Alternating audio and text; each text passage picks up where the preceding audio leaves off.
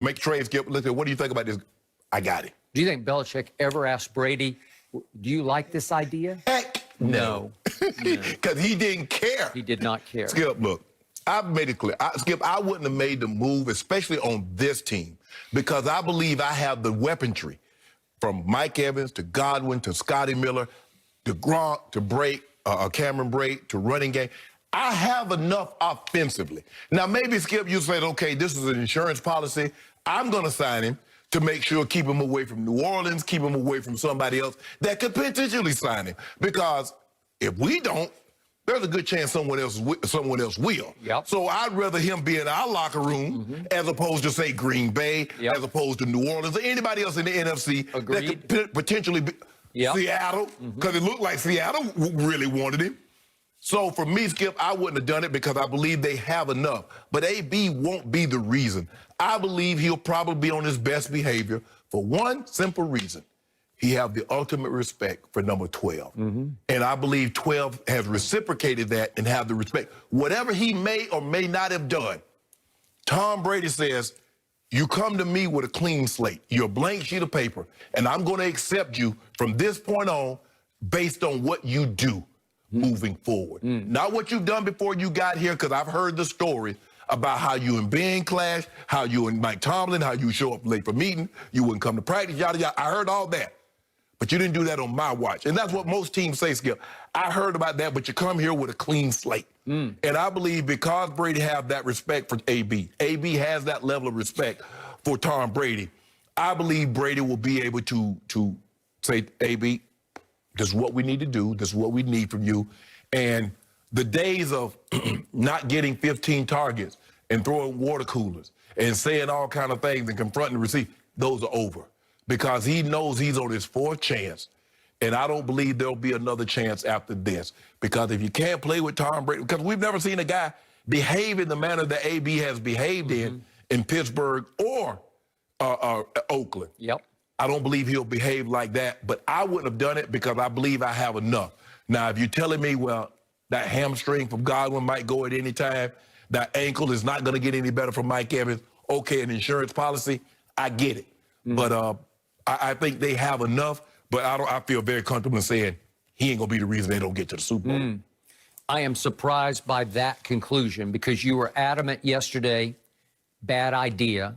Wrong guy to add to this mix in this. Well, the reason why, Skip, because the money that they're paying him and it's considered. So basically, it's a week-to-week deal. He's a weekly worker. He's an hourly worker, Skip. Like, and Bruce Arians made it abundantly clear. He misbehaved, he gone. He don't buy into the team, he gone. He said if he don't buy into the team concept, it'll be the shortest contract in NFL history. Basically, that's what he's saying. So he will not get enough, he will not get a long enough opportunity to throw a wrench into this. Okay. By all accounts, this is a very good locker room. And again, as I said, as we open the show, Tom Brady has almost impossibly quickly transformed the culture in Tampa into New England-like culture. By all accounts, it's a very good locker room with good guys. Mike Evans seems like a really good guy to me. Chris Godwin seems like a really good guy to me. Cameron Brate, and we can go on and on. Now, you have guys who have had issues before. Fournette has had some issues. And obviously, if you throw AB into the fire, you're throwing gasoline onto the fire potentially, right? This is the same Tom Brady who said, give me Randy Moss in 2007. He did not have AB kind of baggage, but he did have some baggage. And Tom Brady loved him. Tom Brady just embraced him, and I believe he embraced back the Patriot way. And he started to balk against it after 2 years, and then pretty quickly after a Monday night game at Miami, he was out. You got it. That guy, Randy, was a guy that he had to have respect for the coach, which he had for Denny Green. He had to have respect for the quarterback, which he had for Culpepper to an extent, and he had for Tom. If they don't have those, he also had the great Chris Carter as his big brother. And then Skip, and then for whatever reason he went to Oakland. He was done. He did not even want to get off the bus in Oakland. I've heard that firsthand from the guy at the top. And they just gave him, what was for a fourth-round pick? Third or fourth-round pick, yeah. They just gave him New England, and the rest is history. Yes. Because 2,000 records fell like snow in Foxborough, right? Correct. Okay, so what does Tom Brady know about Antonio? Well, they signed him on a Monday before the game at Miami. Correct. On Tuesday, that civil suit got filed alleging 3 different instances of sexual assault. So that was a bombshell and could have been a big distraction. So they practiced Wednesday, Thursday, and a little bit on Friday, walked through maybe on Saturday. They had to fly. Right. And they're back in Antonio's hometown in Miami. It winds up 43-0 Patriots because Miami was really struggling at that point, as you recall. But right away, both Belichick and Brady said, we don't care about the naysayers. We don't care about the negativity. We are going to play Antonio Brown. And in the very first drive, they put him in on the second play of the game and threw him the football. And Tom threw him several passes, but I think we have a riff of the 4 that Antonio caught. You can just see what started happening. This is with 1 week of practice. That they don't know each other at all. And Brady immediately, that's the first throw to Antonio on his first play of the game, the second play for the Patriots. And then here he goes again. This is still on that first drive. He hit him 3 straight times. And this is the 3rd time on the first drive. That was pretty much double covered. And then he hit him with the touchdown pass to seal it. And again, it's a route. And as you know, the rest of the story is there was a group text and Robert Kraft got involved, and then Antonio ripped Robert Kraft and he was gone. After 1 week, he was gone. But they clicked and connected so deeply that they stayed in close touch the whole time, Antonio and Tom Brady. That's an unlikely couple, right? Like those are strange bedfellows. There's nothing more valuable than the quarterback and wide receiver respecting one another. Yep. And don't tell me my success is just tied to you, because I would never say your success is just tied to me. And for whatever reason, it started to, he and Ben started to book. They became a level of disrespect. And then the gap between the disrespect, it got larger and larger. And so once that happened, AB was not going to acquiesce. And Ben's like, I'm the de facto leader of the team, because the general manager basically said, Ben got Super Bowls, he the dad, y'all the kids, listen up. Once it was that, AB like, I'm out. I'm out. But he never broached that. Tom doesn't strike me as a guy that says, even as accomplished as he is, would ever tell a player, I made you. Your success is tied to me.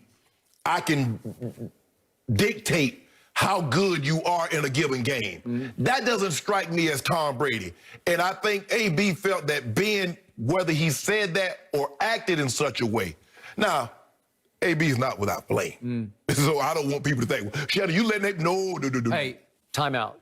This man across from me, the Hall of Famer Shannon Sharp, no Hall of Famer has been harder on Antonio Brown than you have. No.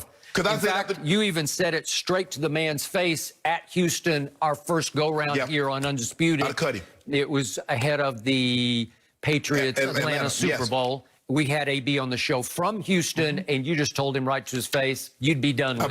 I'd be done. Because I saw what was happening, Skip. He went Facebook Live in the locker room. In the locker room, Skip, that's off limits. Everybody knows immediately after the game, you're in the locker room, the coach, you have the undivided attention. And he unwittingly incriminated his head coach, Mike Tomlin, who was giving a hellfire and damnation speech about getting ready for New England. And he unfortunately used some term about New England. And AB putting it out live. He got it live. He like, bro, you should be paying attention. I said, and I felt that was the beginning of the end. But there are a lot of things that was going on that wasn't reported. Because, Skip, when you look, everybody knows, it doesn't matter. People think it's just like superstars in sports. No. If you're really good at your job will give you more leeway as far as coming in late, as far as absences. Your job, the better you are at your job, the more leeway you get. That's no different than in sports. Okay, I got it. The good thing is that the most people realize that, well, let's not abuse the privilege. Okay. So I believe that Antonio Brown, not only will he not be the reason they don't get to a home Super Bowl, I believe he'll be the reason they do get to it. I believe that Tom is going to show the young receivers the way. They both made the Pro Bowl, Mike Evans and Chris Godwin last year, and they went 7-9. They didn't make the playoffs. I believe he'll show them because he's got the cachet, he's got the 6 rings, to say winning is everything. It doesn't matter what your numbers are, doesn't matter what my numbers are. We just have to figure out how to go win every game from here on out, including the playoff games, to get us to the home Super Bowl.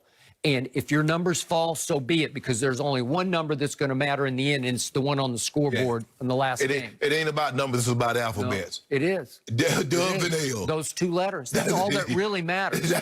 And they can get their numbers later in their career, but they need to get a ring right now. Well, Scotty Miller ain't going to be upset because AB is going to be in the slide. Scotty Miller like, hey, Tommy, we were just bonding. You could be right about that. We were just bonding. But you know and I know injuries are going to happen. We got soft tissue issues everywhere in this league, right?